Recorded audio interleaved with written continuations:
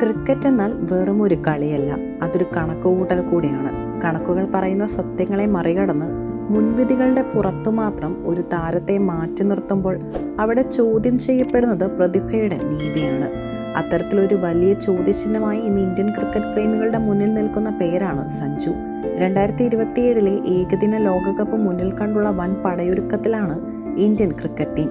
യുവതാരങ്ങളെ വളർത്തിക്കൊണ്ടുവരാനും പുതിയ പരീക്ഷണങ്ങൾ നടത്താനും ടീം മാനേജ്മെന്റ് ഒരു മടിയും കാണിക്കുന്നില്ല. എന്നാൽ ഈ വലിയ മാറ്റങ്ങളുടെയും പ്ലാനുകളുടെയും ചിത്രത്തിൽ ഒട്ടും ചേരാതെ പൂർണ്ണമായി തഴയപ്പെടുന്ന ഒരു മുഖമുണ്ട്. അത് സഞ്ജുവിൻ്റെതാണ്. ഏകദിന ക്രിക്കറ്റിലെ സഞ്ജുവിൻ്റെ കണക്കുകളിലേക്കൊന്ന് കണ്ണോടിച്ചു നോക്കൂ.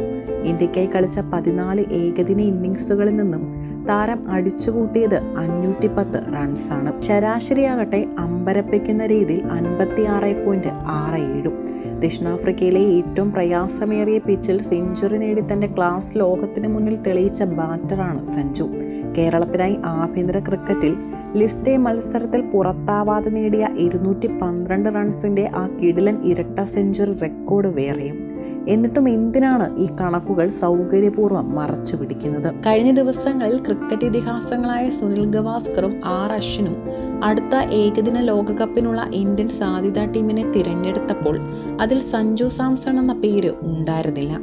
എന്തിന് ഒന്നിച്ചൊരക്ഷരം പോലും ആ ചർച്ചകളിൽ സഞ്ജുവിനെ കുറിച്ച് വന്നില്ല.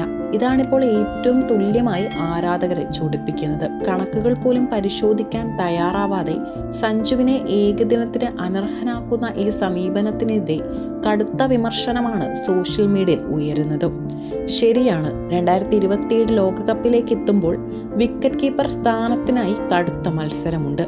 KL രാഹുൽ പ്രധാന കീപ്പറാകുമ്പോൾ ഋഷഭ് പന്തും ബാക്കപ്പ് കീപ്പറായി ഇഷാൻ കിഷനും ടീമിൽ സ്ഥാനമുറപ്പിച്ചു കഴിഞ്ഞു. ആ ലോകകപ്പ് ടീമിൽ സഞ്ജു ഉണ്ടാകില്ല എന്നത് ഒരുപക്ഷെ കൈപ്പേറിയ സത്യമായിരിക്കാം. എന്നാൽ അദ്ദേഹത്തെ പൂർണ്ണമായും പ്ലാനുകളിൽ നിന്ന് വെട്ടിമാറ്റുന്നത് എന്ത് ന്യായത്തിൻ്റെ പുറത്താണ്?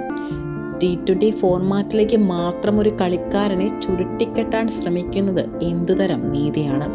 രോഹിത് ശർമ്മ എന്ന ഇതിഹാസം കളമൊഴിയുമ്പോൾ അദ്ദേഹത്തിന് പകരക്കാരനായി ഇന്ത്യൻ ഓപ്പണിംഗ് നിരയിലോ ടോപ്പ് ഓർഡറിലോ വരാൻ ഏറ്റവും യോഗ്യനായ താരം ആരാണ്?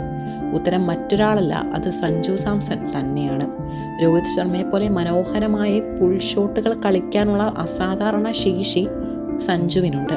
ക്രീസിൽ നിലയുറപ്പിച്ച് പതുക്കെ തുടങ്ങി പിന്നീട് എതിരാളികളെ കളം വാഴാൻ വിടാതെ കടന്നാക്രമിക്കുന്നതാണ് സഞ്ജുവിൻ്റെ ശൈലി. വലിയൊരു കൂട്ടം ഉത്തരവാദിത്തങ്ങൾ സ്വന്തം ചുമലിലേറ്റാൻ തനിക്ക് കഴിയുമെന്ന് 2026 T20 ലോകകപ്പിലൂടെ താരം ഇതിനോടകം തന്നെ തെളിയിച്ചതുമാണ്. ബാറ്റിംഗ് ഓർഡറിൽ ഏത് പൊസിഷനിലും ഇറങ്ങിക്കളിക്കാൻ കഴിയുമെന്നതും സഞ്ജുവിൻ്റെ വലിയൊരു പ്ലസ് പോയിന്റാണ്. സിംബാബ്വെക്കെതിരായ പരമ്പരയിൽ തഴയപ്പെട്ടെങ്കിലും വരാനിരിക്കുന്ന ഏഷ്യ കപ്പിലൂടെയെങ്കിലും സഞ്ജു ടീമിലേക്ക് ശക്തമായി തിരികെ വരുമെന്ന പ്രതീക്ഷയിലാണ് ആരാധകർ. പ്രതിഭയുണ്ട്, മികച്ച റെക്കോർഡുകളുണ്ട്, മാച്ച് വിന്നിംഗ് ഇന്നിങ്സുകൾ കളിക്കാനുള്ള ശേഷിയുണ്ട്. എന്നിട്ടും തഴയപ്പെടുക എന്നത് ഏതൊരു കളിക്കാരനെയും തളർത്തുന്നതാണ്. സെലക്ടർമാരുടെ കണ്ണുകൾ ആ കണക്കുകളിലേക്ക് ഇനിയെങ്കിലും തുറക്കപ്പെടുമോ? അതോ മറ്റൊരു പ്രതിഭ കൂടി പടുകൂറ്റൻ അവഗണനയുടെ ഇരയായി ഒതുക്കപ്പെടുകയോ? കാലം ഇതിനുള്ള മറുപടി നൽകും. അതുവരെ കണക്കുകൾ ബാക്കി നിൽക്കുന്നു, ഒപ്പം സഞ്ജു എന്ന വലിയൊരു ചോദ്യവും.